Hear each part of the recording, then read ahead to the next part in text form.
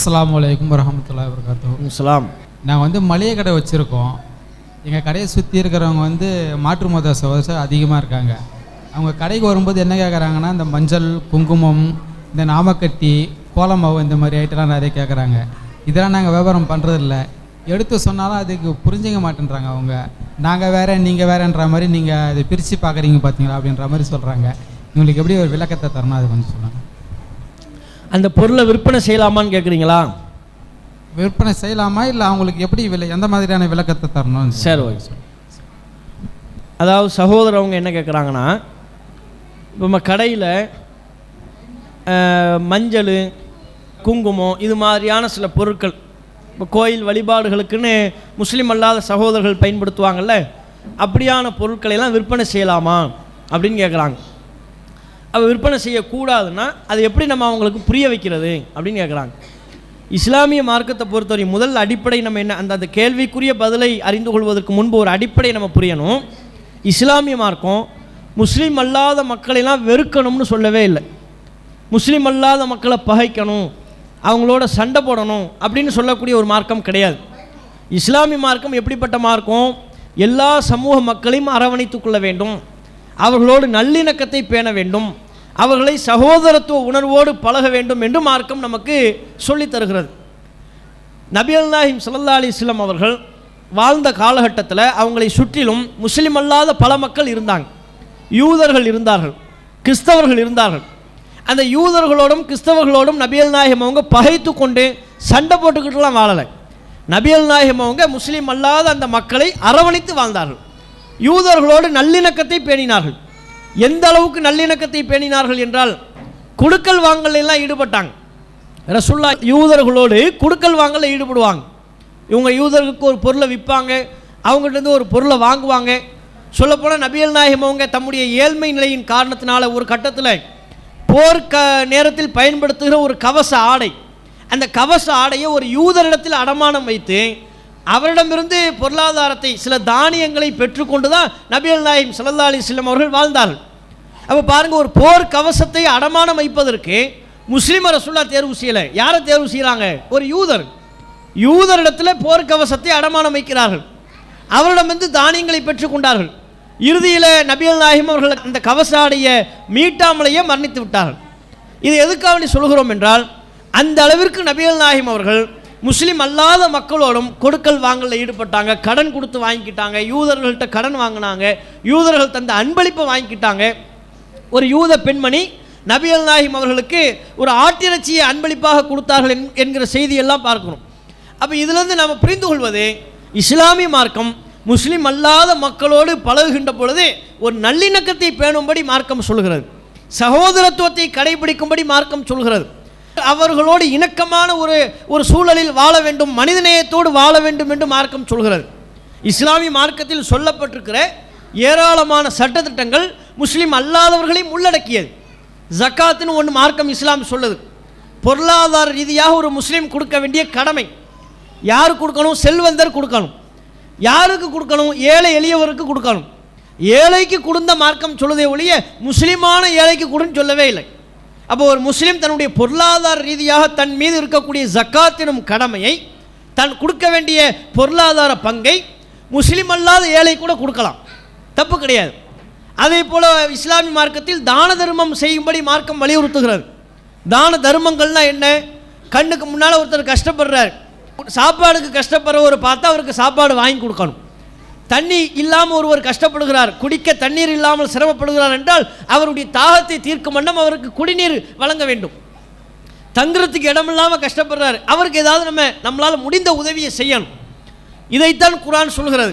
மன் அஹ்யாஹா ஃபக்கஅன்னமா அஹ்யன் நாஸ ஜமீஆ. எவர் ஒருவர் ஒரு மனிதரை வாழ வைப்பாரோ அவர் உலகத்தில் உள்ள எல்லா மனிதரையும் வாழ வைத்தவர் போலாவார். ஒரு மனிதரை வாழ வைப்பதற்கு முயற்சி செய், அதில் உன்னால் முடிந்த செயல்பாடுகளை, நற்பணிகளை செய் என்று மார்க்கம் சொல்கிறது. இதுவெல்லாம் முஸ்லிம்களுக்கு மட்டும் உரியது அல்ல. நம்மை சுற்றிலும் வாழக்கூடிய, நமக்கு நெருக்கமாக வாழக்கூடிய முஸ்லீம் அல்லாதவரையும் உள்ளடக்கி அவர்களுக்கு நன்மை செய்ய வேண்டும் என்பதைத்தான் மார்க்கம் நமக்கு ஆர்வம் ஊட்டுகிறது என்பதை பார்க்கணும். அப்போ முதலாவது நம்ம தெரிந்து கொள்ள வேண்டிய, அவர்களுக்கு புரிய வைக்க வேண்டிய செய்தி, இஸ்லாமிய மார்க்கம் முஸ்லீம் அல்லாதவர்களெல்லாம் தப்பாக சொல்லலை. அவர்களை பார்த்தா வெறுக்க வேண்டும் என்று சொல்லலை, அப்படி தப்பாக சொல்லப்பட்டிருக்கு. முஸ்லீம் அல்லாத நம்முடைய தொப்புள் கொடி உறவுகளுக்கு என்ன சொல்லப்பட்டுச்சு? நம்மளெல்லாம் திட்டுகிறார்கள், காஃபிர் என்று சொல்கிறார்கள், காஃபிர்களை வெட்ட வேண்டும் என்று குர்ஆன் சொல்கிறது. இப்படிலாம் இஸ்லாத்தில் இல்லாததை, குர்ஆனில் இல்லாததை எல்லாம் சொல்லி தப்பான ஒரு கருத்தை விதைத்திருக்கிறார்கள். காஃபிர்னு சொல்கிறோம்ல, காஃபிர்னா என்ன அர்த்தம்? முஸ்லீம் அல்லாதவன் அர்த்தம். அந்த அரபி வார்த்தையை பற்றி அவங்க தெரியறதில்லை. எங்களை காஃபிர்னு திட்டுறீங்க, காஃபிர்னா எந்த திட்டுறதும் இல்லைங்க. காஃபிர்னு சொன்னால் என்ன அர்த்தம்? முஸ்லீம் அல்லாதவர். நீங்கள் முஸ்லீம் அல்லாதவர் தானே, இஸ்லாத்தை ஏற்றுக்கொள்ளாதவர் தானே, அதனால தான் உங்களை காஃபிர். காஃபிர்னா முஸ்லீம் அல்லாதவர். புரிய வைக்கணும், நம்ம தான் புரிய வைக்கணும். ஆனால் அவங்களுக்கு என்ன, காஃபிர்னு சொன்னாலே ஏதோ ஒரு கொடுஞ்சொல் மாதிரியும், அது ஒரு கெட்ட சொல் மாதிரியும், அது ஏதோ திட்டுற ஒரு வார்த்தை என்பது போல் அவர்களுக்கு கற்பித்து கொடுக்கப்பட்டிருக்கிறது. அதுபோல் குர்ஆனில் எங்கேயாவது காஃபிர்களையெல்லாம் வெட்டுங்க குத்துங்கன்னு இருக்கா? அப்படி கிடையாது. யுத்த களத்தின் போது நாட்டை பாதுகாப்பதற்காக ஒரு அரசாங்கம் நடத்துகிற யுத்தம், அந்த யுத்தத்தின் போது சொல்லப்பட்ட கட்டளைகளை வைத்துக்கொண்டு பொத்தாம் பொதுவாக எல்லா சமயங்களிலையும் கடைபிடிக்க வேண்டிய ஒரு அறிவுரை என்பது போல தவறாக பரப்பப்பட்டு விட்டது. யுத்த காலத்தில் என்ன சொல்லப்பட்டிருக்கிறது? உங்களை எதிர்த்து யார் சண்டைக்கு வர்றாங்களோ அவங்களோட சண்டையிடுங்க, அதுதானே எல்லாருக்கும் உரியது. யுத்த காலத்தில் நம்ம சொல்வதாக இருந்தால் என்ன சொல்லுவோம்? நம்ம நாட்டில் இராணுவ வீரர்கள் இருக்கிறாங்க, நாட்டை பாதுகாப்பதற்காக இராணுவ வீரர்கள் இருக்கிறாங்க. அவங்களுக்கு போய் ஒரு நாட்டின் பிரதமர் அறிவுரை சொல்வதாக இருந்தால் என்ன சொல்லணும்? அன்பு செலுத்துங்கன்னு சொல்லணுமா?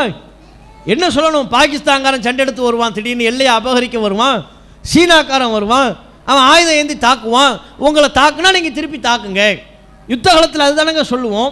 அதுபோல் நபிகள் நாயகம் ஸல்லல்லாஹு அலைஹி வஸல்லம் அவர்கள் ஒரு பெரிய அரசராக இருந்தார்கள். அவங்க வெறும் தனி மனிதராக மட்டும் இல்லை, ஒரு அரசர், மக்களை காக்கக்கூடிய அரசராக இருந்த பொழுது நாட்டு மக்களை பாதுகாப்பதற்காக யுத்தம் செய்யுமாறு நபிகள் நாயகத்திற்கு சொல்லப்பட்டது. அது முஸ்லீம் அல்லாதவர்களை நோக்கி யுத்தம் செய்யுங்கள்னு சொல்லப்படலை. நாட்டு மக்களின் மீது யார் போர் தொடுத்து வருகிறார்களோ, அவங்க யாராக இருந்தாலும், போர் தொடுத்து வருபவர்கள், அநியாயமாக மக்களை கொல்பவர்கள், யுத்தத்தின் மூலமாக அநியாயமாக போர் தொடுத்து வருபவர்கள் யாராக இருந்தாலும் அவங்களோட திருப்பி சண்டையிடுங்கள்னு மார்க்கத்தில் சொல்லப்பட்டுச்சு. அதை எடுத்து வைத்துக்கொண்டு முஸ்லீம் அல்லாதவர்களெல்லாம் வெட்டணும்னு குர்ஆன் சொல்லுது என்று தப்பாக சொல்கிறார்கள். அப்படி சொல்லப்படவே இல்லை. அப்போ நல்லிணக்கம் பேண வேண்டும் என்றுதான் மார்க்கம் சொல்லுகிறது. அதை புரிய வைக்கணும். ஒன்று. ரெண்டாவது என்ன, நம்ம கடைகளில் பொருட்களை விற்பனை செய்கிறோம்னா சில பொருட்களை பொறுத்தவரையிலையும் அதில் நல்ல பயன்பாடும் இருக்கும், மார்க்கம் தடுத்த சில பயன்பாட்டுக்கும் அந்த பொருட்கள் பயன்படும். எந்த மாதிரியான பொருட்கள் இரண்டு வகை பயன்பாட்டுக்கும் பயன்படுகிறதோ, நல்லதுக்கும் பயன்படுது, கெட்டதுக்கும் பயன்படுது, நல்லதுக்கும் பயன்படுது, மார்க்கம் தடுத்த காரியத்துக்கும் பயன்படுது அப்படின்னு சொன்னால் அந்த பொருளை நாம் விற்பனை செய்வது தப்பு கிடையாது. அது அவரவர் பயன்படுத்தக்கூடிய பயன்பாட்டை பொறுத்தது. இப்போ உதாரணமாக டிவி இருக்குது. டிவியை பொறுத்தவரையில் என்ன, நல்லது இருக்குது, கெட்டது இருக்குது. செய்திகள் பார்க்கலாம், நாட்டு நடப்பை தெரிஞ்சுக்கலாம், கல்வி சேனல்கள் நிறைய இருக்குது, அந்த சேனல்களின் மூலமாக கல்வி அறிவை வளர்த்துக்கொள்ளலாம், பல வழிமுறை இருக்குது. இதெல்லாம் நன்மை. கெட்டது இருக்கா இல்லையா? சினிமா படங்கள் இருக்கிறது, ஆபாச கூத்துக்கள் இருக்கிறது, அரைக்குறைய ஆடல் பாடல்கள் இருக்கிறது, சீரியல்கள் இருக்கிற, நாடகம் இருக்கிறது.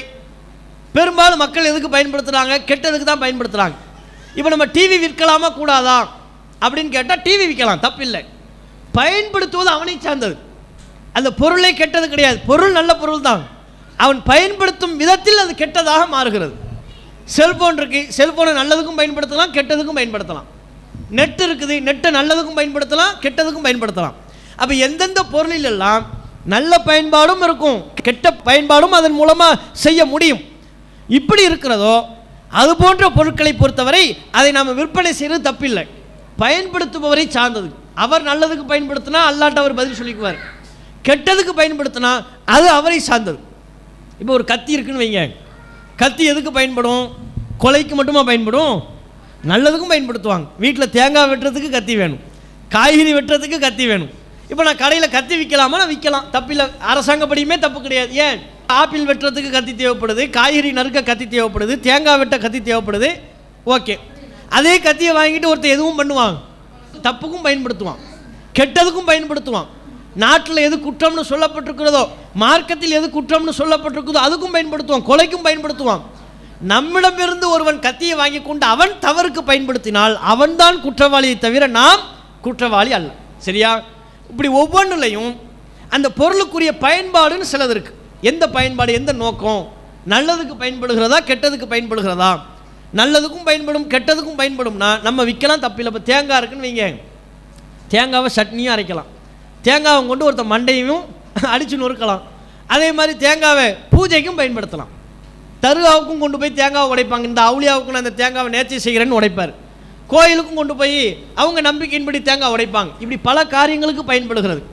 இப்போ பல காரியங்களுக்கு பயன்படுகின்ற பொழுது பயன்படுத்துபவர் தான் அதற்கு பொறுப்பேற்க வேண்டுமே ஒழிய விற்கக்கூடிய நான் பொறுப்பேற்க இயலாது. நான் தேங்காய் விற்பேன், நீங்கள் வாங்கிட்டு தர்காவில் போய் உடைச்சிங்கன்னா நீங்கள் அல்லாட்ட பதில் சொல்லிக்கங்க.